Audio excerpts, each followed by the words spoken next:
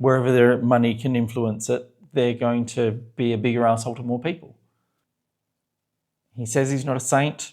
Nobody is. But what we're really dealing with here is a cultural cancer, and be who they truly have always been underneath. But like I said, I actually think there's a deeper issue going on here. So what the fuck is that?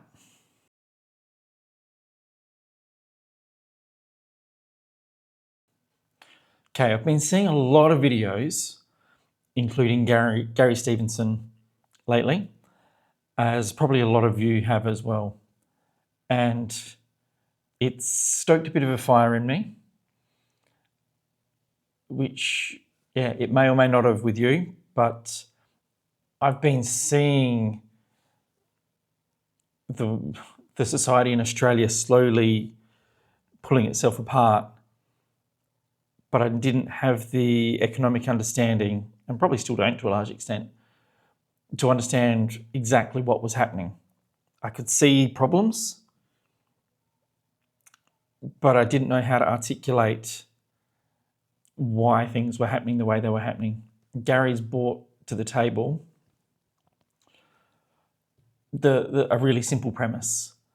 And I know it's more complicated than this. Everything in life is more complicated than a simple statement. But the statement does encapsulate everything. I don't have his exact words, but effectively it's wealth inequality is a huge problem in our society, and it's going to cause more heartache and more pain for the majority of us in society if it continues down the path that it's going. I couldn't agree with it more. But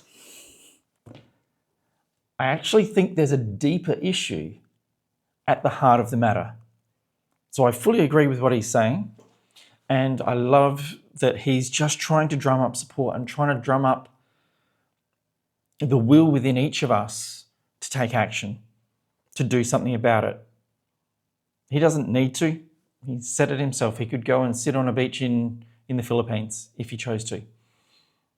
He's doing this partly because he actually gives a fuck, but also he sees a business opportunity here. I mean, he's written his book and his YouTube's going crazy.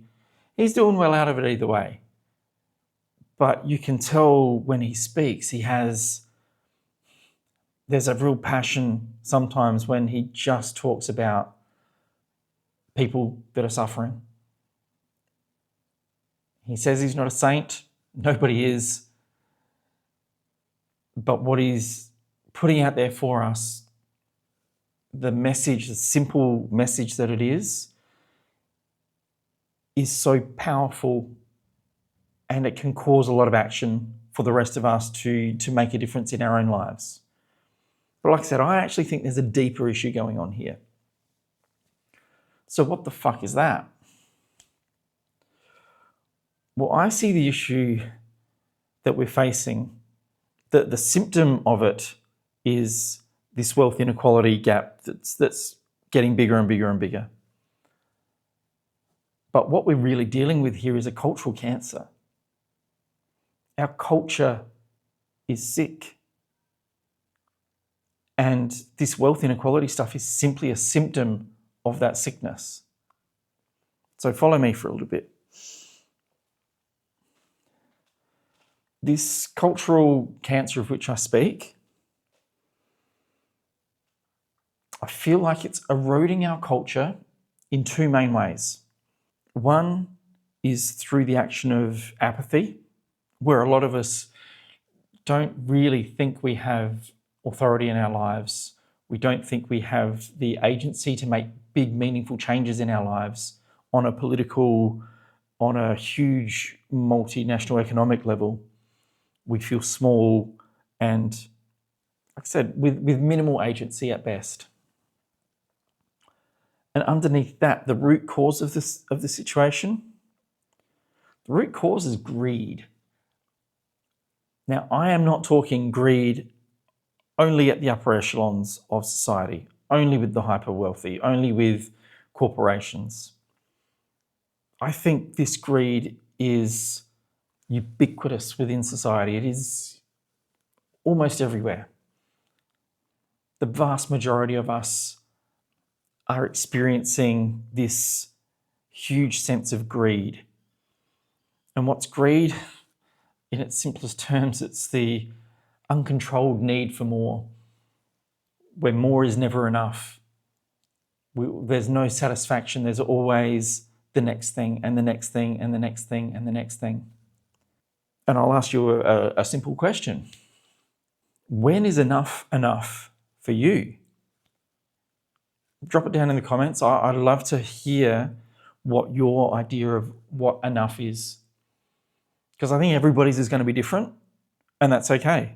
Some people, it might be, 50 houses. For somebody, it might be just somewhere simple and safe to live, and the ability to have food, electricity, water, without having to worry about where the next dollar is coming from. Wherever it sits for you is wherever it sits for you. I would just love for you to tell me. Because part of the challenge there is you may not have thought about what is truly enough. Or if you're really smart, you may look back in your life and go, well, I thought it would be enough when I got this, but then I got it and then I didn't feel like it was enough and I wanted something more. That right there, that interaction with yourself is the epitome of what greed is. It's the insatiable quest for more without ever feeling content. There's nothing wrong with having more. But having more without ever feeling content is a freaking pointless exercise in my mind. Up to you to do what you want, but it seems bloody crazy. So yeah, put down below what's enough for you. Now, part of this whole greed thing, where that really stems from is a lack of self-worth and a lack of community cohesion, of community connectedness. Now, some of you might balk at what I've just said there, but true self-worth, if you truly had worthiness within yourself, like a deep sense of self-worth, you don't need to chase constantly to prove to yourself, to prove to others, to have influence over others. You don't need that. The truly worthy might get more money, they might get more influence, but they're not doing it to fill in something in themselves that's a little bit out of line, out of alignment, should I say. So that's where I feel like the deeper issues with this whole thing are. And if you're still with me, we're going to explore a little bit more what the hell this means. So when Gary's talking, he's talking from an economic point of view. That's what he knows. My understanding of economics is certainly not as strong as his, but what I do understand to a pretty good level is who we are and how we relate to ourselves. And in some ways, if we choose to change, I have been down a path for a lot of years. I know several ways that we can select and choose to change how we view the world, how we view ourselves, how to find that contentment and that worthiness, that deep, deep worthiness within ourselves, where we no longer need to chase for that extra thing, that next thing, where that becomes far less important, if not completely eliminated. So we'll go a little bit deeper. Okay. So the question from here is, what can we as an individual do? I don't know about you, but until I heard this stuff from Gary, I never truly felt empowered to do anything. I felt like the politicians will do their thing, They'll tell their lies to get your votes, and then they'll do what they want to do, and the corporations will do what they want to do, and they'll squeeze everybody for money. And that's how the world works. But you know what? We have a little bit more control than that. But what control do we have as an individual in a society that is kind of going crazy with the whole greed angle and is completely out of kilter to what society would ideally be, which is everybody benefiting? We're a long way from that now. We're heading further and further away from that, is a better way of putting it. Okay. First thing I think we need to realize and acknowledge is that rich people are not evil. They're just people. Just like you and me. They're full of different virtues and flaws. They're just people. Nothing more, nothing less. They simply have money. That money amplifies who they are. Now, some people might say money changes you. I tend to be of the opinion that money amplifies who you really are.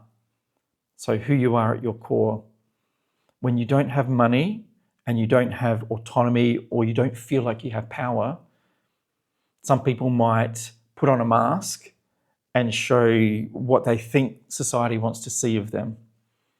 The moment people get money, people get power, they're able to take the mask off and be who they truly have always been underneath. And sometimes that's fantastic. There's some amazing people with huge amounts of money that are looking to do amazing things to help society as a whole or to help a certain segment of society flourish and grow, to help us all live better lives. And then there's going to be people that want to have control over others, that want to use that influence to control the way others behave, the way others think, the way others act. I'm not such a big fan of that side of things. That doesn't really work for me. And my guess is it probably doesn't work that well for you deep down. I think we as humans have this calling for freedom. And we live in a society where we are a part of each other's lives. We interact with each other. So pure freedom is pretty difficult. But relative freedom is absolutely achievable for us. And when that starts to be squashed and taken away, it does not feel good. And we're in a position now where in the West, especially the lower economic sections of society are really struggling. And even the middle class sections of society are really starting to feel the pinch now. And, you know, if you subscribe to what Gary's saying, give it another generation or two, might even be quicker than that, we're going to go back to what it was 150 years ago or more, maybe to the point of the French Revolution, where you've got people starving and you've got the very, very, very minor elite just living a lifestyle of absolute opulence. And that doesn't sit well to my understanding of the human condition of wanting freedom and expression. So yeah, you may know, whatever social class you may be from, you probably know an asshole and you probably know some really good people. If you happen to be from a poorer class and you know somebody that's a bit poor and is a bit of an asshole, you give them money, they're just going to be a bigger asshole to more people. Wherever their money can influence it, they're going to be a bigger asshole to more people. And the person that is coming from a genuine place of caring and community, when they get more money, they're just going to be able to widen the influence of care into the community. So money is nothing more than an amplifier. You know, if our greed is uncontrolled, but we have more money, so we have more access to buy more things, but nothing ever truly fills that hole inside of us, but we don't quite switch on to the fact of what's happening, we're going to keep using our wealth to create more wealth, to try and fill the hole that cannot be filled, and so on and on it goes, without ever realizing we're on a treadmill going nowhere that does not serve our purpose as a human. It serves our purpose. I'll take something from an author I like called Alison Anderson. It doesn't serve our purpose as a human, as a being of human spirit, but it does serve our purpose to be greedy and to hoard wealth from the perspective of a human animal.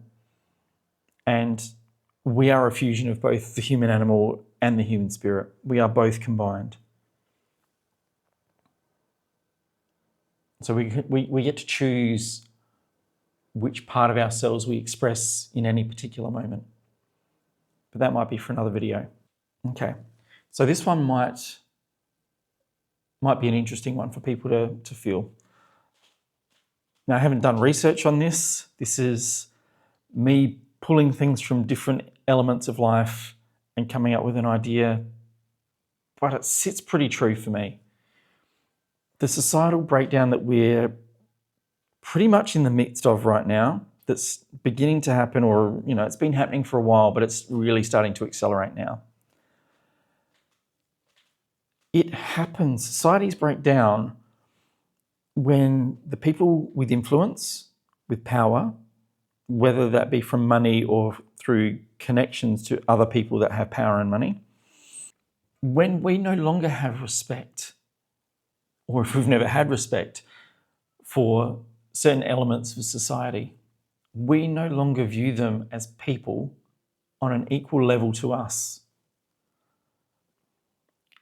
I've experienced it in my personal life on both ends, where I've lost respect for certain people in my life and I don't necessarily view them in the same way anymore. I don't recognize their needs as highly. And I've had it to me where people have lost respect for who I am and they don't see me as equal to them anymore. And they no longer treat me the way that they would treat an equal. And so what's happening in society is people are losing respect for other people in society, but it's happening on a mass scale, huge scale. It's a fascinating topic, and I think it applies at a bigger level, at a full societal level, as well as on an individual basis with the people that you directly know one-on-one. You could go back in history. Slavery is a great example of this. There was a class of people that viewed a different class of people.